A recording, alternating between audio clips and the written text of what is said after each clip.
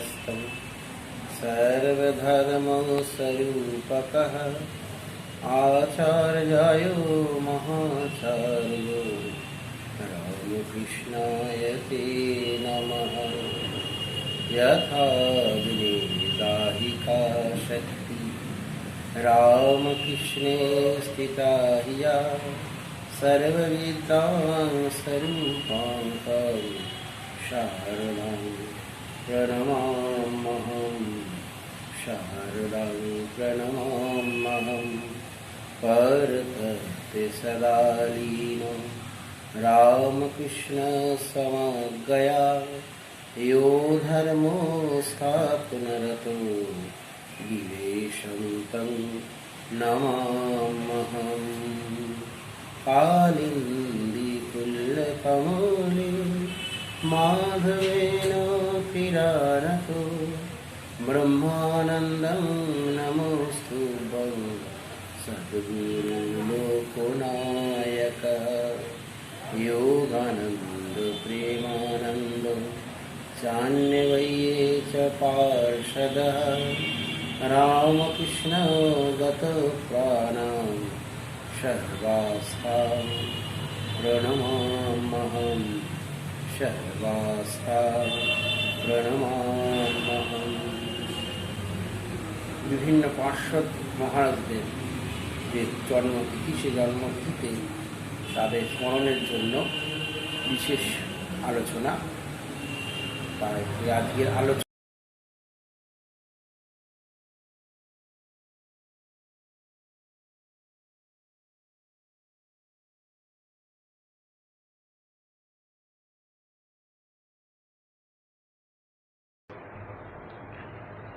লীলাসহচরং শুদ্ধং শারদাপদসেবকং নিত্যমুক্তং সদা শান্তং যোগানন্দং নমাম্যহম।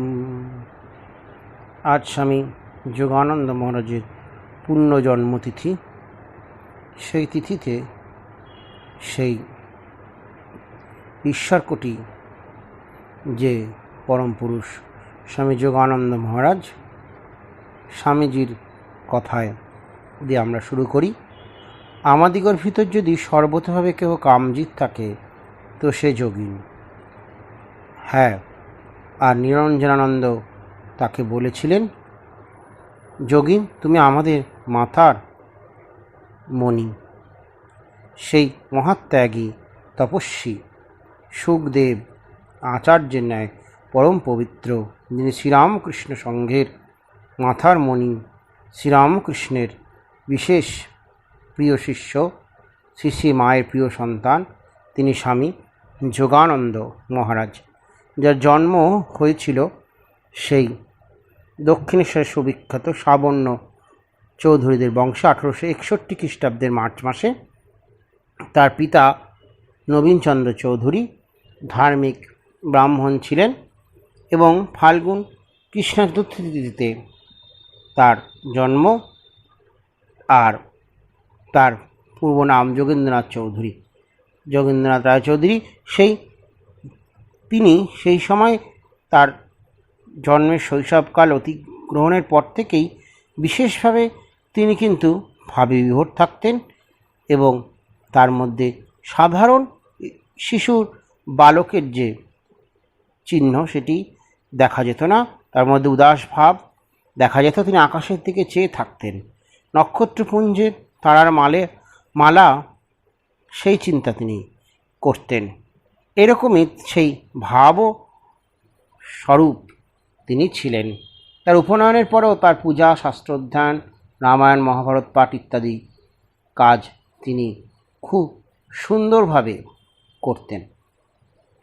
এই স্বামী যোগানন্দ মহারাজ তিনি তার পড়াশুনো করেছিলেন আগরপাড়া মিশনারি বিদ্যালয়ে এবং সেইখান সময় দক্ষিণেশ্বরে কালী মন্দিরে সংলগ্ন উদ্যানটিতে তার যাতায়াত কিন্তু হতো, প্রায় তিনি যেতেন।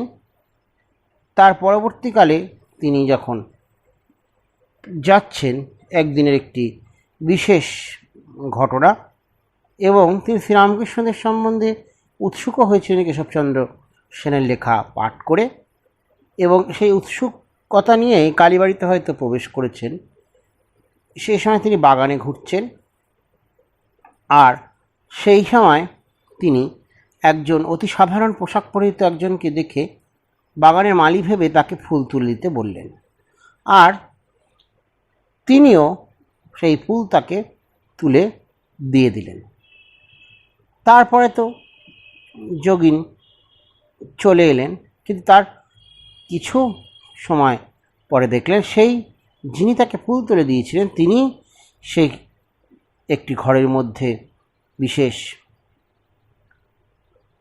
সেই তত্ত্ব কথা উপদেশ দিচ্ছেন, এবং সকলে সেটি শুনছে সেখানে বসে। আর তিনি সেই শ্রীরামকৃষ্ণ পরমহংসদেব, কেশবচন্দ্র যার কথা বলতেন, তিনি সেই সময় নিজেকে অতি লজ্জিত বোধ করলেন, কারণ ইনাকেই তিনি তো বাগানের মালি ভেবেছিলেন।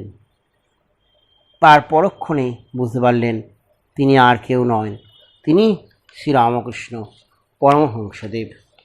এইভাবেই তার সাক্ষাৎকার হয়, আর এই সাক্ষাৎকারের পরেই শ্রীরামকৃষ্ণের সাথেও তার পরিচয় হয়েছিল। আর ঠাকুরও বলছেন যে তোমাদের বাড়িতে আমি যেতুম, ভাগবত পুরাণ ইত্যাদি শুনতুম, আর সেই তাদের কর্তারাও ঠাকুরকে বিশেষ যত্ন করত, কারণ এরা তো দক্ষিণেশ্বর সাবর্ণ চৌধুরী, ঠাকুর তাদের চিনতেন, ভালো মহৎ বংশ, তার জন্ম, এটিও ঠাকুর বুঝতে পেরেছিলেন। আর এই সঙ্গে সঙ্গেই শ্রীরামকৃষ্ণের সাহায্যে এবং তার কাছে যাতায়াত করা, শ্রীরামকৃষ্ণের কাছে সমস্ত কিছুই তিনি শ্রবণ মনন করতেন। আর এই শ্রবণ মনন করতে করতেই নিজের কর্মজীবন সম্বন্ধে উদাসীন্য আসলো, এবং বৈরাগ্যেরও তার মধ্যে সঞ্চার হতে হতে সৃষ্টি হয়েছিল। তিনি ঠাকুরের কাছে শুনেছিলেন যে কামকাঞ্চন ত্যাগ ব্যতীত ঈশ্বর লাভের আশা দুরাশা মাত্র। সেই জন্যে নিজেকে সেইভাবেই তৈরি করেছিলেন, ঠিক করেছিলেন দ্বার পরিগ্রহ করবেন না। দূরে তিনি সেই কানপুরে চলে গেলেন, কিন্তু কানপুরে গিয়ে সেখানে তার আত্মীয় পত্র মারফত তার পিতাকে জানালো তার উদাসীনতার কথা। সেই উদাসীনতার কথা শুনে তার পিতা সত্বর তাকে চলে আসতে বললেন, এবং এসে বিশেষভাবে ভেবেছেন যে বাড়িতে অসুখ হয়েছে তাই জন্য গেছেন, কিন্তু এসে দেখলেন অসুখ নয়, তার জন্য রচিত হয়েছে বিবাহের আসর, এবং সেই বিবাহকে তিনি তো কিছুতেই করবেন না, কিন্তু পিতা তাকে বললেন তার মুখদর্শন যেন সে না করে। আর পিতার এই কথা, এবং তিনি কন্যা বর্গকে কথাও দিয়ে ফেলেছিলেন যে পুত্রের সাথে তার বিয়ে হবে। তার মা অশ্রুজলে ভাসতে থাকলো যে হ্যাঁ, বিয়ে না করলে কি হবে, দুঃখ তার হবে, এটি বিশেষ জন্য। এবং কি মায়ের সেই তার কাছে অনুনয় করল যে তুমি আমার জন্য বিয়ে করো। মায়ের এই করুণ বাণী বারবার তার কর্ণকুহরে প্রতিধ্বনিত হয়, সে ভিত্তি, তার যে দৃঢ়তার ভিত্তি ধসে গেল, এবং মাতৃভক্তি বেদিতে নিজেকে তিনি বলি দিলেন, এবং তিনি বিবাহে সম্মত হলেন। বিবাহের তার হয়ে গেল, কিন্তু তার মধ্যে ঈশ্বরের যে চিন্তা সেটি বিশেষভাবে থেকে গেছিল। আর কি শ্রীরামকৃষ্ণের কাছে যে প্রতিজ্ঞা সেটাতে তিনি ভঙ্গ করে ফেলেছেন, সেজন্য শ্রীরামকৃষ্ণের কাছে তিনি যেতে পারছেন না। সেই জন্য তিনি নিজেকে বড় হীন ভাবছেন, কামিনী কাঞ্চনের মধ্যে তিনি আবদ্ধ হয়েছেন এটি ভাবছেন, কালী মন্দিরে কী করে যাবেন এটি চিন্তা করছেন। কিন্তু তার সাথে তার স্ত্রীর সম্পর্ক খুব সম্বন্ধ বিশেষ নয়, তবুও তিনি শ্রীরামকৃষ্ণের সেই চিন্তাতেই রয়েছেন, আবার তার কাছে তিনি যেতেও পারছেন না। এমন অবস্থায় শ্রীরামকৃষ্ণ তার খোঁজ শুরু করলেন যে যোগিন তো অনেক দিন আসে না। তখন তিনি যে টাকা নিয়েছিলেন সেখান থেকে সেই টাকার কথা শ্রীরামকৃষ্ণ বললেন এবং সেটি তার কাছে খবরও গেল।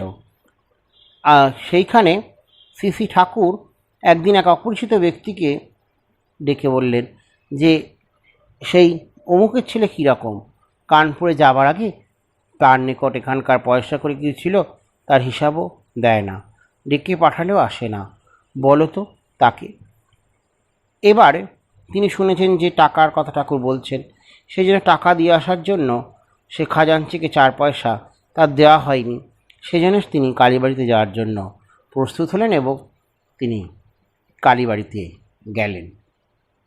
আর সেই অভিমানে লজ্জায় গেছেন, কিন্তু ঠাকুরের কাছে যখন গিয়েছেন তখন ঠাকুর সেই বিবস্ত্র হয়ে বসে আছেন চৌকির ওপরে।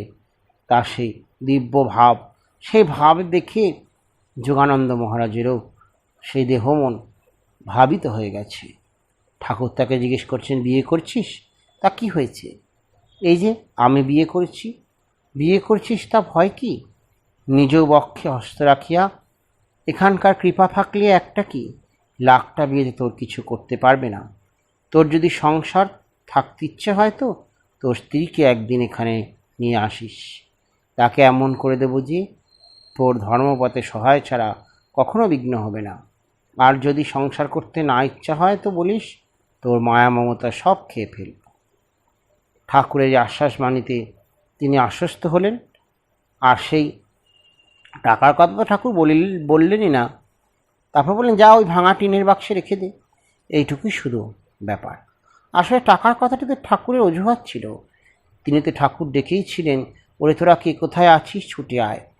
সুতরাং ঠাকুর সেই অজুহাত দিয়ে তার যে নিত্যসিদ্ধের থাক ঈশ্বরকোটি পুরো যোগানন্দ মহারাজ, যিনি সার সেই লীলা সহচর, যিনি এসেছেন অর্জুনের অংশ থেকে, পূর্ব অবতারে শ্রীকৃষ্ণের, সুতরাং তিনি কি শ্রীরামকৃষ্ণকে ছেড়ে থাকতে পারেন?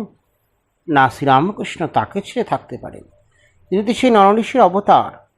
সুতরাং এই সেই নরনারায়ণ লীলার যে নর, সুতরাং এই যোগানন্দ মহারাজ বিশেষভাবে শ্রীরামকৃষ্ণের কাছে আসলেন। শ্রীরামকৃষ্ণ তাকে টেনে তার কাছে নিয়ে এলেন। এর পরবর্তীতে সেই তার জননীও দেখতে পেলেন যে যোগানন্দ মহারাজ উদাসীন সংসারের ব্যাপারে, তার বৈরাগ্য আরও ধীরে ধীরে বৃদ্ধি পেতে লাগলো। আর একটা সময় তিনি বলছেন যে সংসারে কেন মন নেই, তার মা তাকে বলছেন। কিন্তু সে কথা বলতে গিয়ে তখন তার মাই তাকে বলছে যে তোমার কথা, যোগিনী মহারাজ বলছেন তোমার কথা বিয়ে করেছিলাম। কিন্তু পরক্ষণেই তার মা বলছে, ওটা আবার একটা কথা, ভিতরে ইচ্ছা না হলে তুই আমার জন্য বিয়ে করছিস, এ কি সম্ভব? মাতার ওই কথা শুনিয়া যোগিনী মহারাজ যেন আকাশ হইতে পড়িলেন, বড়ই মর্মাহত হইয়া ভাবিতে লাগিলেন, হা ভগবান, যার কষ্ট না দেখতে পেরে তোমাকে ছাড়তে উদ্যত হলুম, তিনি এই কথা বললেন। দূর হোক এ সংসারের মন ও মুখে মিল থাকা, একমাত্র ঠাকুর ভিন্ন আর কারণ নেই। কথায় আছে, যার জন্য করি চুরি সেই বলে চোর। হ্যাঁ, এই থেকেই তার আরও বৈরাগ্য প্রবল হলো। দেখল সংসারে যে বন্ধন, সে বন্ধন একটুও ঠিক নয়। শ্রীরামকৃষ্ণের সাথে যোগানন্দ মহারাজ যেতেন বলরামবাবুর বাড়িতে। আর যোগানন্দ মহারাজ আহার সম্বন্ধে খুবই নিষ্ঠা মেনে চলতেন প্রথম দিকে, এবং কোনো কিছুই খেতেন না। সেই জন্য শ্রীরামকৃষ্ণ তাকে বলরাম বসু বাড়ি নিয়ে যেতেন, কারণ ঠাকুর বলতেন বলরামের অন্ন শুদ্ধ অন্ন। সুতরাং সেখানে যোগানন্দ মহারাজের খাওয়ার কোনো অসুবিধা হতো না। তিনি যোগানন্দ মহারাজকে সেখানে নিয়ে গেলে বলরাম বসুও ঠাকুরের কথায় যোগীর মহারাজকে খুব সাদরেই জলযোগ করতেন। আর ঠাকুর সেই বলরামের অন্নকে পবিত্র জ্ঞান করার জন্য যোগীন মহারাজ সেখানে থাকতেন এবং সেই বলরাম মন্দিরেরই আহার তিনি নির্বিবাদে গ্রহণ করতেন। এই ভাবেই ঠাকুরের সাথে যোগীন মহারাজের সম্পর্ক চলছে। আর একটা সময় তার লেবু খাওয়ার আদেশ হলো, তার যখন দক্ষিণেশ্বরে পা ফলছিল আর কোথাও লেবু পাওয়া যাচ্ছে না, কিন্তু লেবু যোগানন্দ মহারাজ অনেক ঘুরে ঘুরে নিয়ে আসলেন, কিন্তু ঠাকুর খেতে পারছে না। তার কারণ কি, সেই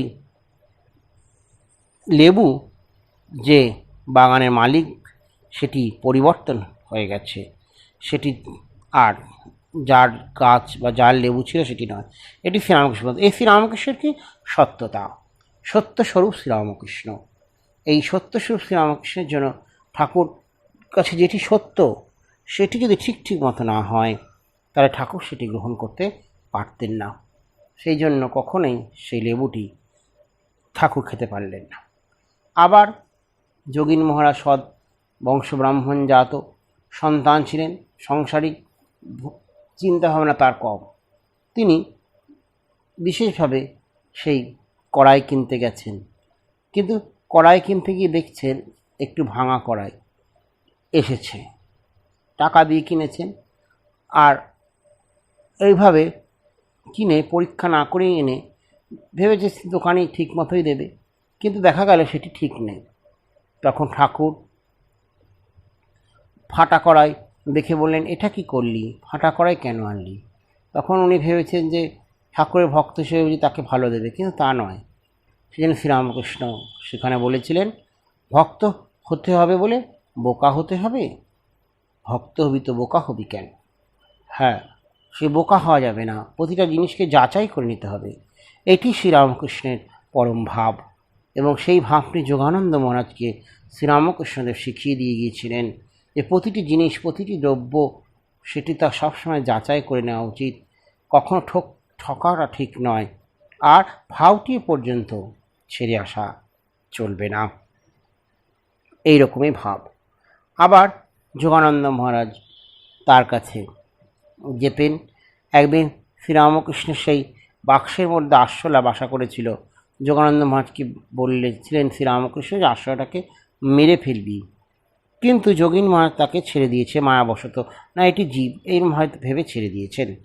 কিন্তু শ্রীরামকৃষ্ণ বলছেন যে কেন, তোকে তো বললাম আরশোলাটাকে মেরে ফেলতে, তুই কেন আরশোলাটাকে মেরে ফেললি না? তখন শ্রীরামকৃষ্ণ বলছে, দেখ যখন যেরকম বলবো তখন সেরকমই করবি, এটিতে সেই মায়া করলে হবে না, সেটি ঠিক। এই শ্রীরামকৃষ্ণ যখন যেরকম বলছেন সেটি করা উচিত, কারণ তিনি অবতার পুরুষ, তিনি জানেন যে কাকে বধ করতে হবে আর কাকে রক্ষা করতে হবে। এই আরশোলাটি হয়তো জীব, কিন্তু সে আরশোলাটার থেকে যে অপকার সাধন যদি হয় তখন সেই দুষ্টের দমন এবং শিষ্টের পালন করতে হয়। এই জন্য যুগে যুগে অবতার পুরুষ জন্মগ্রহণ করেছেন, এবং এই প্রত্যেক অবতার পুরুষের মধ্যে সেই দুষ্টের পালন নয়, সেই দুষ্টকে যে শাস্তি দেওয়া সেটি হয়ে থাকে, এবং সে শিষ্টকে পালন করা এটি হয়ে থাকে।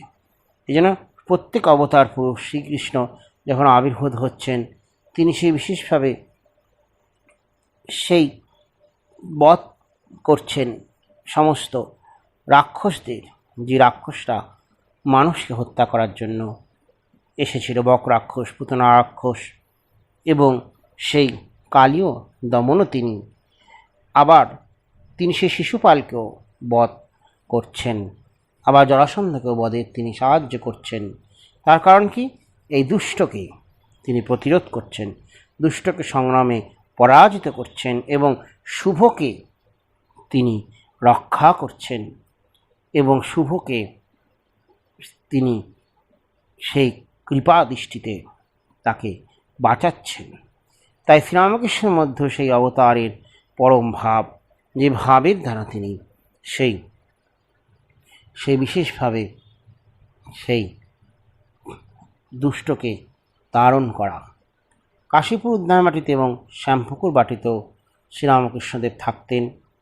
শ্রীরামকৃষ্ণদেবের শ্যামপুকুরে যোগানন্দ মহারাজ এবং শ্রীশ্রীমা তাকে বিশেষ সেবা করতেন। এবং একটি বিশেষ ঘটনা, যে ঘটনা থেকেই যোগানন্দ মহারাজের সাথে শ্রী মারও সম্পর্ক সাধন ঘটে গিয়েছিল দক্ষিণেশ্বরে।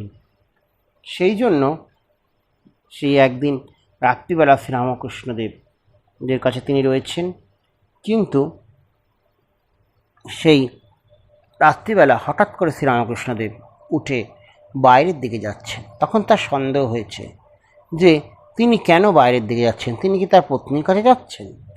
এই ভেবে শ্রীরামকৃষ্ণদেবের কাছে পিছু পিছু তিনি যাচ্ছেন, কিন্তু কিছু দূর গিয়েই তিনি ফিরে আসলেন।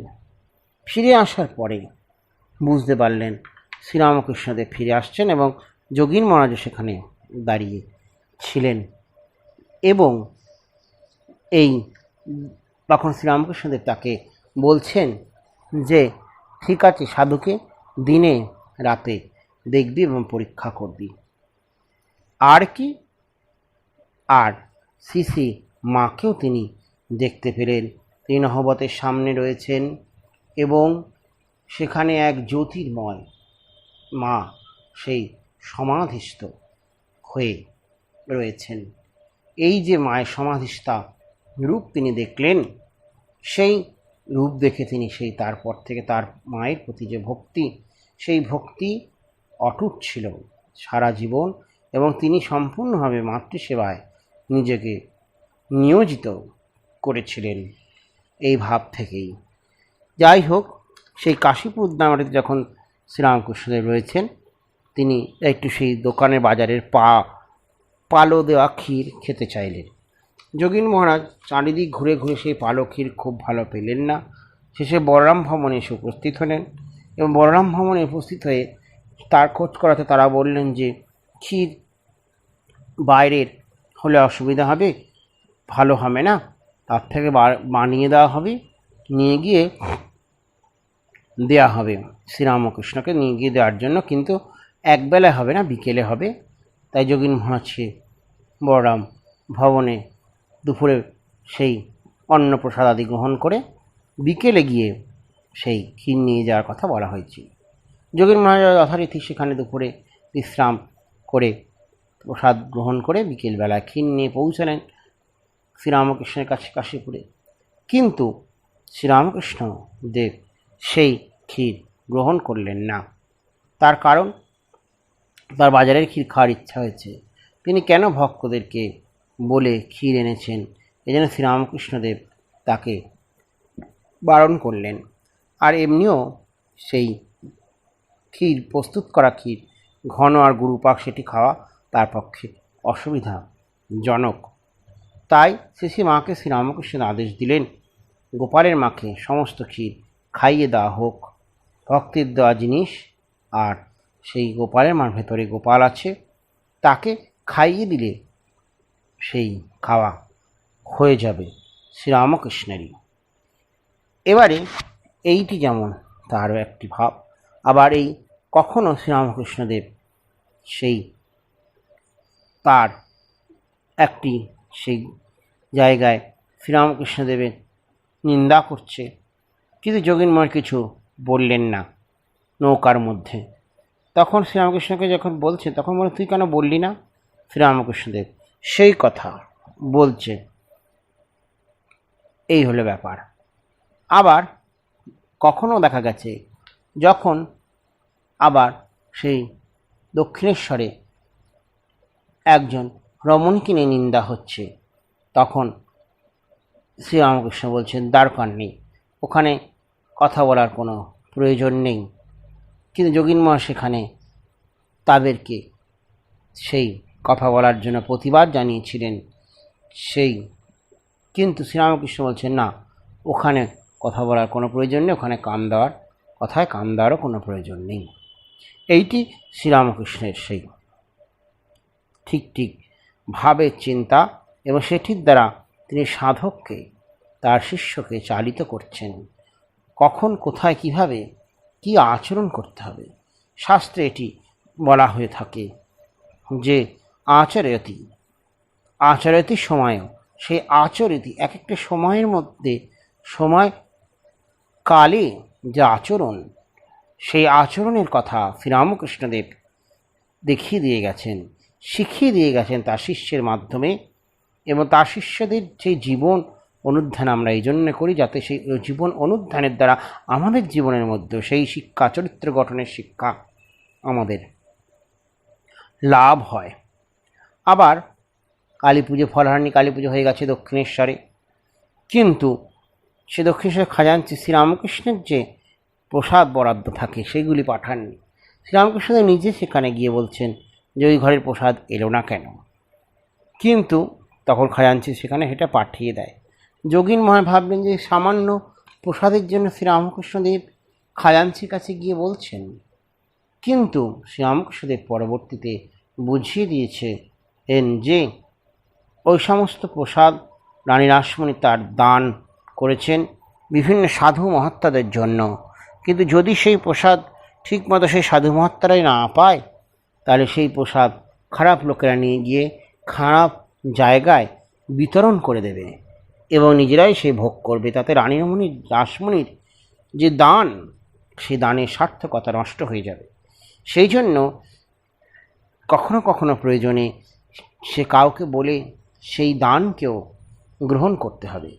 শ্রীমদ্ ভাগবতে আছে, তুমি যে দান করবে, সে দান যাকে করবে সে যেন ঠিক সেই দান গ্রহণ করার তার মধ্যে প্রয়োজনীয়তা থাকে, তবেই তাকে সেই জিনিসটি তুমি দান করবে এবং সে দান গ্রহণও করবে। তুমি যে দান করবে সেই দান হবে নিষ্কাম, সেই দান করার মধ্যে দিয়ে কোনো প্রভাব থাকবে না, কোনো প্রচার থাকবে না, এবং সেই দান হবে সেই পূজা। আর যে আঁকে তুমি দান করবে তারও যেন সেই জিনিসটির প্রয়োজনীয়তা থাকে। এইগুলি কতগুলো দানের ওপর শর্ত শাস্ত্রে বলা হয়ে থাকে। শ্রীরামকৃষ্ণদেব ঠিক সেইভাবেই যোগানন্দ মহারাজকে বুঝিয়ে দিচ্ছেন যে সেই কোন কোন জিনিস ঠিকভাবে দান করতে হবে, কোন কোন জায়গায় প্রপারলি করতে হবে, এটি তিনি বুঝিয়ে দিয়ে যাচ্ছেন। এবং এর ভিত্তিতেই যে দান কর্ম করা হয়ে থাকে তার আগে দেখা যায় যে সেই মানুষটির বা সেই ভক্তটির সেই জিনিসটির প্রয়োজন আছে কি না, তবেই তাকে সেই জিনিসটি দান করা হয়ে থাকে এবং তবেই সেই দানের মধ্যে শ্রেষ্ঠত্ব আসে। যোগীন মহারাজ শ্রীরামকৃষ্ণের কাছে গেছেন, তিনি সেখানে গিয়ে ঠাকুরকে প্রশ্ন করছেন কামজয় সম্বন্ধে। ঠাকুর বলছেন যে হঠযোগীর কাছে গিয়ে কাজ নেই, ধৈতি নেতি শিখে কাজ নেই, তার থেকে বরঞ্চ করতালি দিয়ে যদি হরিনাম করা যায় তাহলে কিন্তু এই কাম কেটে যায়। আর তিনি প্রথমে ভাবছেন যে তিনি কোনো হয়তো ক্রিয়াটিয়া শেখাবেন, কিন্তু শ্রীরামকৃষ্ণ কিছুই করলেন না। তিনি শুধু বললেন করতালি দিয়ে তুই হরিনাম করবি, সে হরিনামের দ্বারাই কিন্তু সমস্ত কাম কেটে যাবে। আর সেই প্রত্যক্ষ ফলও যোগীন মহারাজ সেই কিছুদিন করার পরপরই পেয়েছিলেন। তাই জন্যে তিনি সেই বিশেষ কামজিৎ পুরুষ, স্বামীজি বলতেন, তার সেই যোগানন্দ মহারাজ তার সেই পত্নীর কাছে থেকেও তার মধ্যে কামের লেশমাত্র ছিল না, এটি দেখা গেছে। শ্রীরামকৃষ্ণের কৃপায় এটি সম্ভব। শ্রীরামকৃষ্ণদেব সেই স্বয়ং তিনি সেই মদনমোহন, সেই ভগবান, তার কৃপা ছাড়া কি সেই এইগুলিকে জয় করা সম্ভব নয়। তাই তার কৃপা পেয়ে একমাত্র এইরূপ ঘটনা ঘটে। কাশীপুরে থাকতেই তারা বিশেষভাবে সাধন ভজন করতেন এবং সেই শ্রীরামকৃষ্ণ যখন শেষ সময় আগত প্রায়, তখন যোগীন মহারাজকেই পঞ্জিকা আনতে বললেন। স্বামী যোগানন্দ মহারাজ সেই পঞ্জিকা নিয়ে আসলেন। 25 শ্রাবণ হইতে প্রতিদিনে তিথি নক্ষত্র প্রভৃতি পড়িয়া শুনাইতে আদেশ করিলেন। অদনুসারে শ্রাবণ সংক্রান্তি পর্যন্ত সব দিনে বিশেষ বিবরণী পঠিত হইল। 31 শ্রাবণে তিথি নক্ষত্র প্রভৃতি শুনিয়াই ঠাকুর ইঙ্গিতে পঞ্জিকা রাখিয়া দিতে বলিলেন। ওই দিন শুভ পূর্ণিমা তিথিতে রাত্রে 1:06 সময় 16 আগস্ট 1886 খ্রিস্টাব্দ ঠাকুর মহাসমাধিতে দেহরক্ষা করিলেন। ঠাকুরের শরীর যাওয়ার পর যোগানন্দ মহারাজরা বিশেষভাবে বরানগর মঠ, আলম্বর মঠও থেকেছেন, কিন্তু শ্রী শ্রী মায়ের সাথে যে তার সম্পর্ক সেটি নিয়ে আমরা বিশেষ আলোচনাতে আমরা যাব। এবং ঠাকুরের সেই লীলা সংবরণের পরেই শ্রী শ্রী মায়ের সাথে যোগীন মহারাজ বৃন্দাবনে যাত্রা করলেন, সঙ্গে সেই লাটু মহারাজ, কালী, গোলাপমা, লক্ষ্মী দেবী এবং নিকুঞ্জ দেবী। বৈদ্যনাথ, কাশীধাম, অযোধ্যা দর্শন করে বৃন্দাবনে কালাবাবুর কুঞ্জে তারা থাকতে শুরু করেছিলেন। এই সময় যেতে গিয়েই সে পথে যোগীন মহারাজের ভীষণ জ্বর হলো। যতক্ষণ তার যে হুঁশ, সে কিছুই হুঁশ নেই, কিন্তু বৃন্দাবনে কী করে নামবে সেটিও তার চিন্তা তাদের হচ্ছে। তখন সেই তিনি দেখলেন ঠাকুর স্থির হয়ে বসে আছেন এবং বিকটাকৃত জরাসুর তার কাছে এসেছেন। আর সে যেন বলছে, তোকে দেখে নিতুম, তা পারলুম না, তোর গুরু পরমহংসদেবের জন্য তোকে এখনই ছেড়ে দিতে হচ্ছে। যাক, এই বেটিকে লাল কাপড় পরা এক স্ত্রীমূর্তি দেখাইয়া রসগোল্লা দিস। ভোরেই তার জ্বর সেরে গিয়েছিল এবং জয়পুরে সেই দর্শন করতে গিয়ে দেবদেবী মূর্তি, সেখানে দেখা গেল ঠিক সেই রক্ত বস্ত্র পরা দেবী, এবং ইনি হয়তো দেবী সাক্ষাৎ শীতলা, যে শীতলাকে পুজো দেওয়ার জন্য যোগীন মার সাথে যোগানন্দ মহারাজ ছিলেন। এবং সেখানে রসগোল্লাও পাওয়া গেল দোকানে, এবং ওই রসগোল্লা দিয়েই যোগানন্দ মহারাজ যে আদেশ হয়েছিল সে আদেশ অনুসারে পুজো দেওয়া হলো এবং যোগীন মহারাজও বসন্ত রোগ থেকে রক্ষা পেয়ে গিয়েছিলেন। এরপরে শ্রী শ্রী মা যোগানন্দ মহারাজ এসে বৃন্দাবনে ইষ্টমন্ত্রে দীক্ষা দিলেন। সেটিও শ্রীরামকৃষ্ণের সেই আদেশে। শ্রীরামকৃষ্ণের আদেশ হলো এই একই রকম 3 দিন তিনি আবেশ ফেরেন, এবং ওই আবেশকে প্রথমে মনের খেয়াল ভেবেছিলেন, কিন্তু পরে শ্রীশ্রীমা বুঝতে পারলেন না শ্রীরামকৃষ্ণ স্বয়ং আদেশ দিচ্ছেন। আর ঠাকুর কাছে সেই অনুসারে শ্রীশ্রীমা মন্ত্রগ্রহণ যোগানন্দময় করেছিলেন। আর ঠাকুর কি একটা বলবেন বলেছিলেন যোগানন্দময়কে, কিন্তু সেটা বলেনি। শ্রী শ্রী মায়ের সেই মন্ত্রের মধ্যে দিয়েই যোগানন্দ মহারাজের সেই শ্রী শ্রী ঠাকুরের কথাটি শোনা হয়ে গেল, আর দীক্ষাও তার লাভ হলো। এই সময় বিশেষভাবে লাটু মহারাজও সঙ্গে থেকে কলকাতায় এসেছিলেন, আর বৃন্দাবনে শ্রীশ্রীমা প্রায় 1 বছর ছিলেন। তিনি বৃন্দাবন, হরিদ্বার পরিক্রমা করেছিলেন, জয়পুর পুষ্কর পরিক্রমা করা হয়েছিল। আর বলরাম মন্দিরে তারপরে যোগীন মহারাজ গোলাপ মার সঙ্গে সেই কামারপুকুরে যান। কলারমোড়া মন্দিরের পর থেকে কামারপুকুরে পৌঁছে যোগীন মহারাজ গুরুভাদাদের সে তীর্থ দর্শন আবার তারা বেরিয়েছিলেন, এবং সন্ন্যাসও এই সময় সংগঠিত হয়ে গিয়েছিল। স্বামী যোগানন্দ নামে তিনি পরিচিত হয়েছিলেন। 1888 খ্রিস্টাব্দে নীলাম্বর বাগানে বাস করতে আরম্ভ করেছিলেন শ্রীশ্রীমা। সেখানে থেকে সেবাভার সম্পূর্ণভাবে যোগীন মহারাজ শ্রী শ্রী মায়ের নিয়েছিলেন, আর সেই শ্রী শ্রী মার সমস্ত সেবা তিনিই করতেন।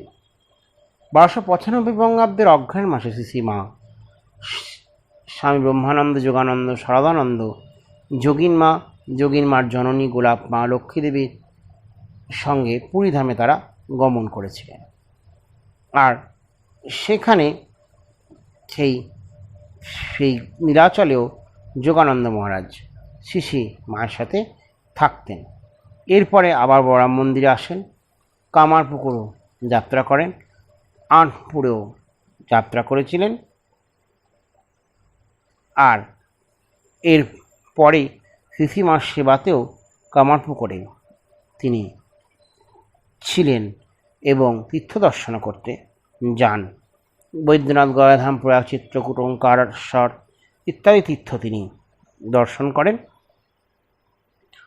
আর এইসব দর্শনের পরে আবার কলকাতায় ফিরে এসেছিলেন এবং কলকাতায় ফিরে এসে সে জয়রামবাটি, কামারপুকুরও তারপরে তিনি গিয়েছিলেন। আর সিসি মাকে সবসময় তিনি বিশেষভাবে সেবা যত্ন করে তিনি রাখতেন। 1890 খ্রিস্টাব্দের প্রারম্ভে মা কলকাতায় প্রত্যাবর্তন করে যখন রাজু গোমস্তার ভাড়া বাড়িতে বাস করেন, পরে কুম্বলি ইলিয়াটোলায় মাস্টারমশাই বাড়িতেও থাকেন, আর ঘুষুরিতেও একটি ভাড়া বাড়িতে সিসিমা থাকতেন।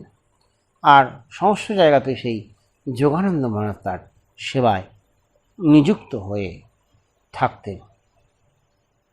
মায়ের যখন রক্তামশায় রোগ হলো, তখনও যোগানন্দ মহারাজ তার সেবা শুশ্রূষার ভার গ্রহণ করেছিলেন। বলরাম মন্দিরে আসেন, কামারপুকুর, জয়রামবাটি আবার যান। নীলাম্বরবাবুর বাগান বাড়িতেও তিনি তার শ্রী মায়ের সেবা করে গিয়েছিলেন। এরপরে বিশেষভাবে আতপুর ভ্রমণ করেছিলেন, আর সেই বাগবাজারে গুদামওয়ালা বাড়িতে 5-6 মাস বাস করেছিলেন। আর ওই বাড়িতে স্বামী যোগানন্দ মহারাজ থাকতেন শ্রী মায়ের সঙ্গে। আর মা যখন বোসপাড়াতে থাকতেন 10-2 নম্বর ভাড়া বাড়িতে, তখনও যোগানন্দজি মহারাজ তার অনুসরণ করেছিলেন এবং সেখানে শ্রী মায়ের সেবাভারও তিনি চালিয়ে গিয়েছিলেন।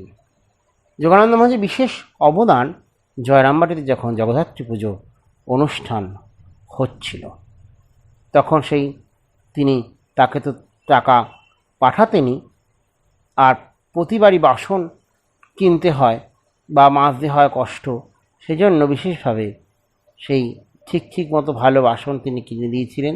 বারকোষ, লটকেন, সিংহাসনের চৌকি প্রভৃতি সমস্ত কিনে দিয়েছিলেন স্বামী যোগানন্দ মহারাজ, যাতে বাসন মাজার কষ্ট কম হবে। আর পূজা ব্যয় নির্বাহের জন্য তিনি বিশেষভাবে 300 টাকা সংগ্রহ করে 3 বিঘা জমিও কিনে দিয়েছিলেন। যোগীন মহারাজ এতখানি মনপ্রাণ ঢালিয়া শ্রী মায়ের সেবা করতে পারতেন, তার পেছনে শ্রী মায়ের যে শক্তি তার মধ্যে দিয়ে কাজ করত, তাকে দীক্ষাগুরুরূপে পেয়েছিলেন, এটি একটি বিশেষ তার শক্তি এবং শ্রী মায়ের কৃপা। মায়ের কৃপায় তিনি কী না করতে পারতেন। আর এই মাতৃসেবার ফল স্বরূপ মাতৃগত প্রাণ ছিলেন স্বামী যোগানন্দ মহারাজ। এই জন্য শ্রীমা বারবারই বলতেন, সেই যোগীন কোথায়, যোগীন মহারাজ কোথায়? আমার ভার কি সকল নিতে পারে? পার্থ যোগীন আর শরৎ। এই শরৎ কুমার শারদানন্দ মহারাজকেও যোগীন মহারাজ শ্রী মায়ের কাছে নিয়ে আসেন এবং মায়ের সেবা করার জন্য তাকে পরিচয় করিয়ে দেন। আর এই জগন্মাতৃ শক্তি শ্রী মায়ের মধ্যে যে সমস্ত শক্তি রয়েছেন, এটিও শরৎ মহারাজকে তিনিই পরিচিত করে দিয়েছিলেন। একজনের ভার তো একজন নেবেনি, সেই জন্যে হয়তো যোগানন্দ মহারাজের পরবর্তী ভার শরৎ মহারাজ, শারদানন্দ মহারাজের হস্তে সমর্পিত হবে, এটি যেন আগেই নাটকের পর্দায় ফেলার আগেই ঘটে গেছে। তাই এই যোগানন্দ মহারাজ বিশেষভাবে শ্রী মায়ের সেবা করার জন্য শারদানন্দ মহারাজকে অনুপ্রেরণা দিতে থাকেন। স্বামী যখন বিদেশ থেকে এলেন, তখন সেই যোগানন্দ মহারাজের সাথে তার যে সম্পর্ক, এটি বিশেষভাবে দেখতে পাওয়া যায়। আর শ্রীমা বলছেন, যোগীন কৃষ্ণ সখা গাণ্ডীবী অর্জুন ধর্মরাজ্য সংস্থাপনের জন্য ভগবানের অলীলার সাথী হয়েছে। হ্যাঁ, যোগীন কি কৃষ্ণ সখা গাণ্ডীব অর্জুন ধর্মরাজ্য, এই ধর্মভাব শ্রীরামকৃষ্ণের ভাব আন্দোলন, এই ভাবের দ্বারা সকলে পরিচালিত হয়। আর সেই ভাবেরই একজন কাণ্ডারী স্বামী যোগানন্দ মহারাজ। তার চোখ যেন জগন্নাথের চোখ। সে অর্জুনের চোখের মতো তার চোখ ঠাকুর তাকে বলেছিলেন। যাই হোক, সেই বিভিন্ন বেশি সময় তিনি বলরাম মন্দিরে থাকতে, বলরাম মন্দিরের বারান্দায় তিনি পায়চারি করছেন। সেই সময় একজন ব্যক্তিকে বলেছিলেন, যিশুর সময় কতগুলো ত্যাগী অর্থাৎ সন্ন্যাসী বেরিয়ে জগৎকে তোলপাড় করেছিল, এবার আর একবার কতগুলো ত্যাগী বেরিয়ে জগৎকে তোলপাড় করবে। ঠাকুরের বাণীতে কতখানি বিশ্বাস থাকলে ওই সুদূর অতীতের ঘোর তিমিরে এরকম আশার আলো বিচ্ছুরিত হইতে পারে।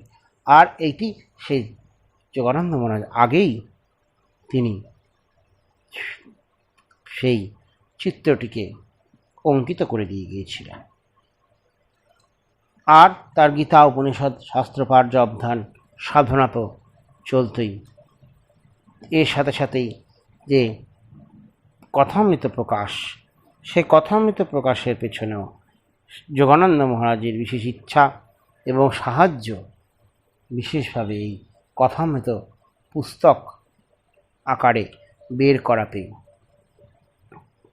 কার্যকরী হয়েছিল। আর মাস্টারমশাই শ্রীশ্রীমায়ের আদেশে সেই পুস্তককে তিনি আকারে কথামৃতকে ছাপলেন, এটি দেখা গেছে। স্বামীজি এই যোগানন্দ মহারাজকে সভাপতিত্ব করে রামকৃষ্ণ মিশন প্রতিষ্ঠিত করতে চেয়েছিলেন। সেটিও সেই 1 মেতে বলরাম ভবনে অনুষ্ঠিত হয়েছিল। আর সেই সময় তার মনে কিছু প্রশ্ন এসেছিল।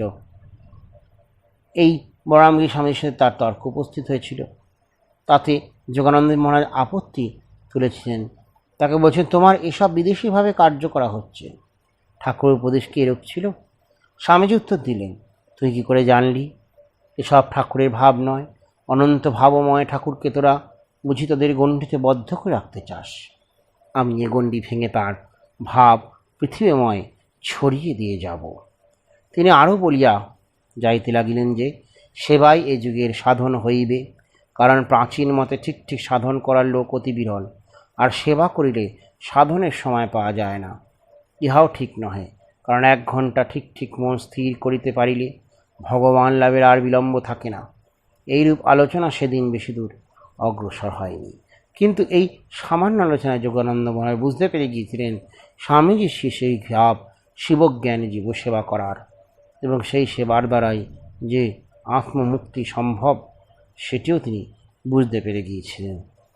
আর যোগানন্দ মহারাজ সেই স্বামীজির ভাবে অনুপ্রাণিত হয়ে রামকৃষ্ণ মিশনের সেই সেবাব্রতে তিনিও এক শ্রেষ্ঠ ব্যক্তি হয়ে উঠেছিলেন।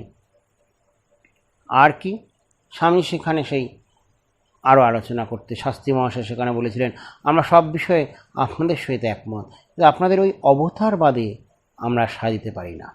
স্বামীজি তখন বলেছিলেন, আমি তো ঠাকুরকে অবতার বলে প্রচার করি না। তখন দেখা গেল যোগানন্দের চক্ষু লাল হইয়া উঠিয়াছে। নরেন বলে কি? শাস্ত্রী মহাশয় চলিয়া গেলেই তিনি এ বিষয়ে ঘোরতর আপত্তি উঠাইলেন এবং গুরু ভাইদের অপর কেহকেও তার পক্ষ সমর্থন করিলেন। তাদের বক্তব্যই যে ছিল যে ঠাকুরের স্বামীজিকে বড় করিয়াছেন, সেই জন্য তাহার অবতারত্বে সন্দেহ প্রকাশ করিলে অকৃতজ্ঞতা করা হয়। ইহাতে স্বামীজি হাসি হাসিতে বললেন, আমি যদি প্রচার না করতুম তোদের ঠাকুরকে কে চিনিত? যোগানন্দ যদি আর পাত্র নহেন। তিনি বলিয়া উঠলেন, তিনি না থাকলে তুমি বড় জোর একজন WC ব্যানার্জির মতো ব্যারিস্টার হতে। আলোচনা ক্রমে গম্ভীর হতে থাকিলে সে স্বামীজির হৃদয়ে বেগে এত উদ্বেলিত হইয়া উঠিল যে তিনি অশ্রুরুদ্ধ করিতে না পারিয়া কক্ষান্তরে প্রবেশপূর্বক ধ্যানে মগ্ন হইলেন, এবং ওই সমালোচনা এখানেই সমাপ্তি হলো। আর এই যে গুরুভাইদের সাথে তার সম্পর্ক অতি গভীর, যোগানন্দ মহারাজ পরে বুঝতে পেরেছিলেন স্বামীজির সে কী ভাব। তাদের সাথে সেই মতবিরোধ কথার ছলে হলো, কখনো তাদের যে ভালোবাসা সেটি কখনো সেই কম হয়ে যায়নি। পরে স্বামীজি যোগীন মহারাজকে বলছেন, দেখ যোগা, তোরা কি আমায় কাজ করতে দিবি না? তোরা অবতার কি বলছিস? অবতার তো ছোট কথা, ঠাকুর যে বেদমূর্তি, তিনি তারই আদেশে কাজে নেমেছি। যোগানন্দ তখনই বলিয়া উঠিয়াছিলেন, আমরা তো চিরদিনই তোমার কথা মানি, তবু কি জানো মাঝে মাঝে কেন খটকা লাগে, ঠাকুরকে অন্যরূপ দেখছি কি না। এইটুকু বললেই কিন্তু সেই তাদের মনোগত পরস্পরের যে সৌহার্দ্য সেটি আবার ঠিক হয়ে যায়। এরপরে উপসভাপতি সেই স্বামী যোগানন্দ মহারাজকে স্বামীজি করতে চাইলেন। তারপরে পরবর্তীকালে সেই শ্রীরামকৃষ্ণ কৃপা কটাক্ষেই যে সেই সমস্ত স্বামীজির সৃষ্টি, এটিও আলোচনা হয়েছে। আর কি, সেই নরেন হচ্ছে সেই নরঋষির অবতার। নরের মধ্যে ঋষির বেদজ্ঞান, শঙ্করের ত্যাগ, বুদ্ধের হৃদয়, সুখদেবের মায়ারাহিত্য, ব্রহ্মজ্ঞানের পূর্ণ বিকাশ একসঙ্গে রয়েছে। এটি যোগানন্দ মহারাজ স্বামী সম্পর্কে পরিষ্কারভাবে বলে দিয়ে গিয়েছিলেন। এবারে উপসভাপতি কাজে যেমন তিনি করে গিয়েছিলেন, তেমনি এই বেলুড় মঠের ভূমিখণ্ড ক্রয় করার কাজেও যোগানন্দ মহারাজ বিশেষভাবে স্বামীজিকে সাহায্য করেছিলেন। নৌকা করে ভক্তেরা এই জমি দর্শন করেছিলেন, আর এই সমস্ত যোগানন্দ মহারাজ দেখিয়ে দিয়েছেন সুন্দর জমি। আর বিশেষভাবে আর এই যে জমি দেখা, সেটি যোগানন্দ মহারাজ প্রথম করলেন বেলুড় মঠের। আর স্বামীজিকে বলেছিলেন, যাও সুন্দর জমি তুমি দেখিয়েছো, কিন্তু স্বামীজি যোগানন্দ মহারাজের যে দেখা, সেই দেখাতেই বুঝে গিয়েছিলেন যে এটি সুন্দর হবেই। আর এই পরবর্তীকালে যখন টাউন হলে স্বামীজি আসার পর আমেরিকার থেকে সেই অভ্যর্থনা অনুষ্ঠান, সেই অনুষ্ঠানেও স্বামী যোগানন্দ মহারাজ বিশেষভাবে সেই কাজ করা। 1897 আলমোড়ায় যোগানন্দ মহারাজকে স্বামীজি নিয়ে যান, আর যোগানন্দ মহারাজ ভালো আছেন সেটিও পত্রে লিখেছিলেন। আর সেই স্বামীজি দুঃখ করে লিখেছেন যে যোগেন ভাইয়ের জন্য বিশেষ চেষ্টা করলাম, ভাই একটু আরাম বোধ করে এই দেশে যাত্রা করলেন। এই তিনি অসুস্থ হয়ে পড়েছে, সেই অসুস্থতা সত্ত্বে একটু ঠিক হতেই আবার তিনি কলকাতার দিকে আসলেন। আসলে নাটকের হয়তো যবনিকা এবার সেই ইতি ঘটার দিকেই যাচ্ছেন, আর তার চিকিৎসাও অনেক হতে শুরু করলো। ভগ্ন স্বাস্থ্য নিয়ে তাও তার কাজ ইত্যাদি তিনি চালিয়ে গিয়েছিলেন। 1895 খ্রিস্টাব্দে তার প্রেরণা উদ্যমেই দক্ষিণেশ্বরে বেশ ঠাকুরের জন্ম উৎসব ঘটা করে হয়েছিল। 1897 খ্রিস্টাব্দ প্রতি বৎসর সেখানে সে উৎসব হতো। আর বড়রাম মন্দিরে তিনি বেশি থাকতেন এবং উত্তর কলকাতার বহু লোকের সঙ্গে ঘনিষ্ঠভাবে তিনি মিশতেন, এবং আহিরটালার যে স্বেচ্ছাসেবক তৈরি করা ইত্যাদি কাজও তিনি বিশেষভাবে করে গেছেন। আর 1898 খ্রিস্টাব্দে অবশ্য সেই দক্ষিণেশ্বরে ঠাকুর জন্ম উৎসব করা গেল না, তখন সেই বেলুড়ে পূর্ণচন্দ্র দাদের ঠাকুর বাড়িতে বিরাট উৎসব হলো। আর এটি ছিল তার সেই শরীরে থাকা অবস্থায় শেষ উৎসব। কার পরবর্তী উৎসবের আগেই তিনি 1306 সালের অগ্রহায়ণ মাসে শ্রীশ্রীমায়ের 22 নম্বর বোসপালের বাড়িতে শেষ রোগশয্যা গ্রহণ তিনি করেছিলেন। এই বোসপালের বাড়িতে তিনি তখন সেই সময় থাকতেন। তার অসুখেরও সেই সময় কঠিন পীড়ার সৃষ্টি হতে থাকে, আর তার অসুখের সময় বিশেষভাবে সেবা করারও বিভিন্ন রকম চিন্তা দেখা গেছে। কখনো তার দাঁত দিয়ে রক্ত পড়ত, মুখ ভরে উঠত, কিছু পাত্র তুলে ধরে সেটি পরিষ্কার করতে হতো। একজন ভক্ত তো একদিন সেবাকালে ওইরূপ বুঝিতে না পারায় যোগীনাথ তাকে ধমক দেন, কিন্তু পরক্ষণে সব ভুলিয়া গিয়ে যুবকটিকে বলেন, আমায় মাফ করো। বিরক্ত সকলেই, কিন্তু কেবল মহাপুরুষ বিরক্তিকে অতিক্রম করিয়া দেবভাব প্রকাশ করতে পারেন। হ্যাঁ, তার সেই শীতোষ্ণ সুখ দুঃখতা, তার সেই শীতপ্রজ্ঞের লক্ষণ। তার মধ্যে কখনোই সেই আত্মবোধ থাকার দরুন কখনোই কোনো কষ্ট বাহ্যিক তাকে চঞ্চলতা দিতে পারে না। এই সময় তার পিতামাতা তার শয্যার কাছে এসে উপস্থিত হয়েছিল, কিন্তু মায়িক বন্ধনে তিনি জড়াতে চান না। আর তিনি তাদের আশীর্বাদ করছেন, আমি আশীর্বাদ করি তোমাদের ভক্তি লাভ। তিনি তাদেরকে আশীর্বাদ করছেন। ভগবানের বদ্ধচিত্ত যোগানন্দের তখন সেই জাগতিক সম্বন্ধ অবলম্বনের লৌকিকতা প্রদর্শনের অবকাশ নেই। যোগীর মনের অবস্থা ক্রমে ধীরে ধীরে খারাপ হচ্ছে, আর স্বামীজির মনোবিষাদ উপস্থিত হতে শুরু করেছিল। সেটি ভাষায় বর্ণনা করা যাবে না। তবুও স্বামীজি সেই সময় সেই বলছেন, যোগী তুই বেঁচে ওঠ, আমি মরি। কিন্তু হায় দৈব বড়ই নিষ্ঠুর, সে কারো সুখ দুঃখ ইচ্ছা অনিচ্ছার প্রতি দৃষ্টি ফিরিয়ে কাজ করে না। তাই যোগানন্দের মহারাজের আরোগ্যের লক্ষণ দেখা যায়নি। বেলুড়মঠ তখন স্থাপিত হয়েছিল,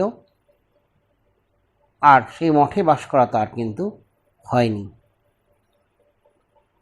স্বামীজি তাকে নৌকা করে মঠ ঘুরিয়ে নিয়ে গিয়েছিলেন। আর এই সময় বিশেষ অসুখ যখন হয়েছে, তখন শ্রী মাতা ঠাকুরানী স্বামী যোগানন্দের থেকে তার নিকট নিয়ে আসিয়েছিলেন। কিন্তু যোগানন্দ মহারাজ তাতে খুব আপত্তি ছিল। কিন্তু শেষ মুহূর্ত তার আগত, তার স্ত্রী তো একবার দেখতে চাই, কিন্তু যোগানন্দ মহারাজ তার সেবা নিতে এতটুকুও চাননি। আর তাকে শ্রীমা বলেছিল, একে তুমি কিছু উপদেশ দাও, দুটো একটা কথা বলো। আর প্রতিমূর্তি যোগানন্দ মহারাজ বৈরাগ্যের, যে তিনি বলছেন না আমি এসব পারবো না। মাকেই তার ভার অর্পণ করেছিলেন, মা যেন তাকে দেখে। তাই সেই মাতৃসেবা পরায়ণ স্বামী যোগানন্দ মহারাজ 1899 খ্রিস্টাব্দে 28 মার্চ 1306 সালের 15 চৈত্র সেই শেষ সময়। আর সেই শিবানন্দ মহারাজ তাকে শেষ সময় জিজ্ঞেস করছেন, যোগী ঠাকুরকে মনে আছে তো? তিনি তাতে বলেছিলেন, আরও খুব বেশি মনে আছে, আরও বেশি, আরও বেশি। এরপর 3:10 সময় রামকৃষ্ণ সঙ্গে সেই যে সমুজ্জ্বল উদীয়মান নক্ষত্র, সেটা খসে পড়ল। আর কি, স্বামীজি সেই বললেন, করি খসল, এবারে ধীরে ধীরে বর্গা সব খসে পড়বে। শ্রীমা বড়ই মর্মাহত হয়ে গিয়েছিলেন। তার প্রিয় সন্তান তাকে ছেড়ে চলে গেছে, আর বাড়ির একখানা ইট খসল, এভাবেই শ্রীমা তার ভাব যেন ব্যক্ত করছেন। যাই হোক, তার শরীর হয়তো চলে গেল, কিন্তু শ্রীরামকৃষ্ণের পার্ষদ স্বামী যোগানন্দ মহারাজ তার জীবন দিয়ে যে কর্মধারা দেখিয়ে দিয়ে গেছেন, সেই ঈশ্বরে যুক্ত হওয়া, যোগে আনন্দ, চিত্তবৃত্তি নিরোধ যোগ, আর ঈশ্বরে যোগ, বিষয়ে বিরাগ, এইটি তার জীবন দিয়ে তিনি দেখিয়ে দিয়ে গেছেন। শ্রীরামকৃষ্ণ মায়ের কৃপায় তিনি এইটি দেখিয়ে দিয়ে শ্রীরামকৃষ্ণ ভাবান্দোলনের পরম্পরাকে বৈরাগ্যের, সেবার, কর্মের দৃষ্টি দান করে নিত্য আত্মা হওয়ার শক্তি, যোগানন্দের হওয়ার শক্তি তিনি দেখিয়ে দিয়ে গিয়েছিলেন। তার পুণ্যজন্ম থেকে তাকে প্রণাম, সকলের মঙ্গল হোক, তিনি আমাদের আশীর্বাদ করুন, সকলের মঙ্গল যেন হয়। মুক্তাত্মনমনীতে স্থিরং ধ্যাননিষ্ঠ মহন্নিশম নমামি শ্রীযোগানন্দ মানন্দ কন্দমন্দরম। ওম শান্তি শান্তি শান্তি। হরি ওম তৎসৎ। শ্রীরামকৃষ্ণার্পণমস্তু।